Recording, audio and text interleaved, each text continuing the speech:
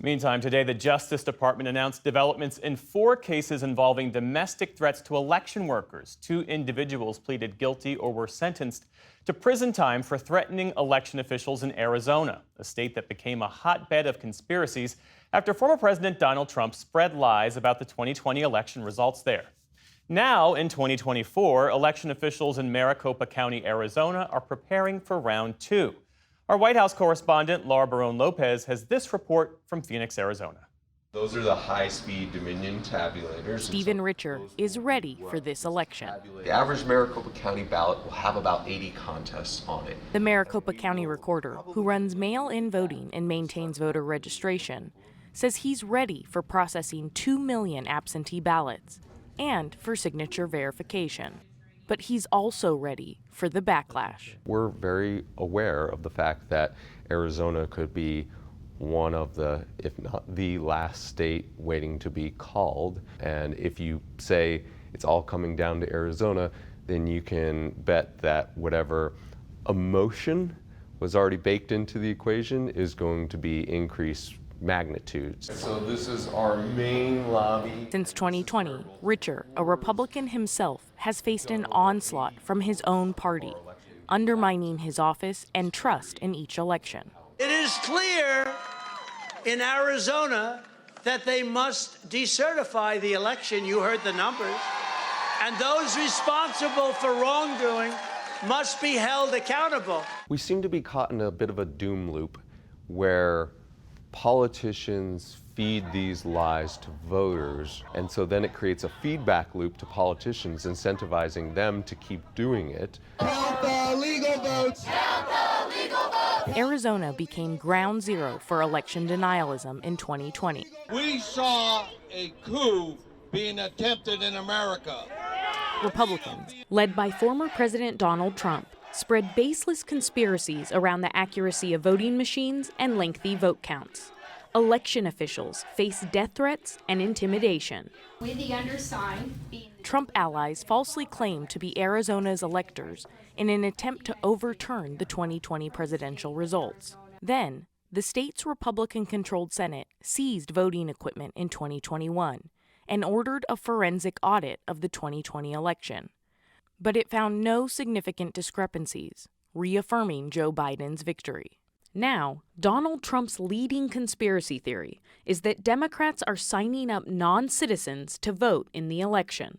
Our elections are bad. And a lot of these illegal immigrants coming in, they're trying to get them to vote. In Arizona, we have a lot of safeguards to ensure that that doesn't happen on any sort of significant scale. We not only require somebody to be a United States citizen, but to vote a full ballot in Arizona, you have to provide documented proof of citizenship. In your time as recorder, have you ever found a non-citizen that actually cast a ballot?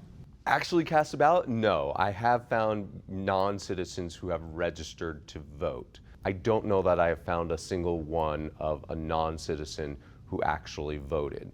Given the wealth of disinformation around the 2024 election, Arizona's Democratic Secretary of State, Adrian Fontes, has spent much of this cycle trying to prepare for the worst. I'm concerned about any conspiracy theories that are peddled by candidates and elected officials. It's sort of like whack-a-mole for conspiracy theories. So if it is right now that the mythology of non-citizen voting is going to be the conspiracy theory du jour, then so be it. We'll deal with that. Fontes sees his office's slow-rolling civics lesson as a dent in the election conspiracy mill. I think folks now are starting to realize the checks and balances, the security, the accountability, and the transparency of our systems can be depended on.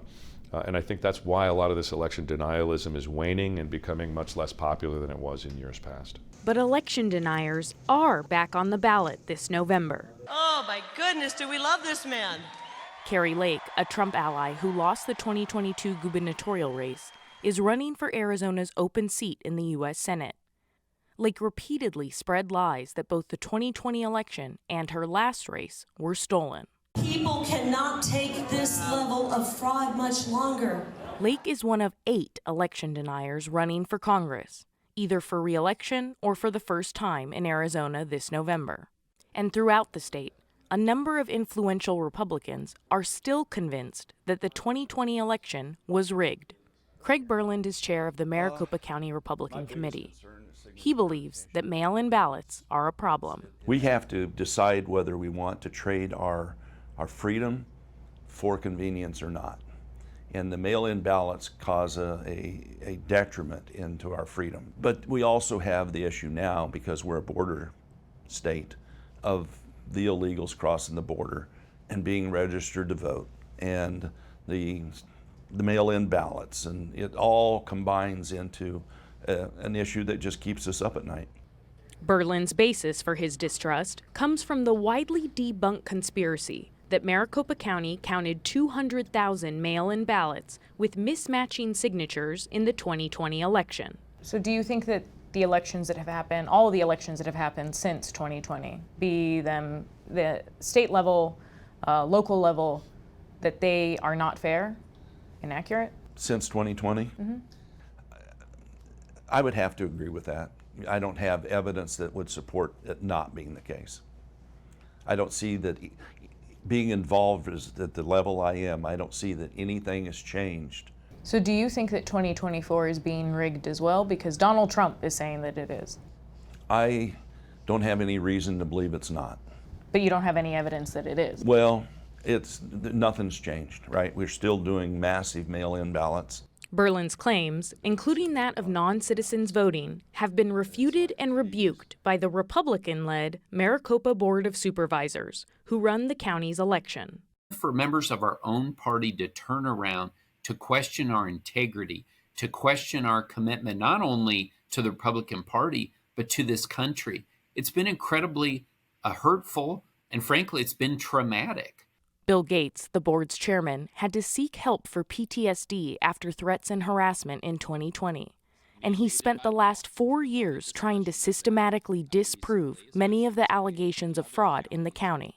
To still be here is incredibly frustrating. But we feel like the more information that we can provide to people, the more access we can give them to our elections facility, the more likely we are that we can change people's hearts and minds. We know that it's not easy, because we know that unfortunately people have been fed lies about our election system now for literally 4 years.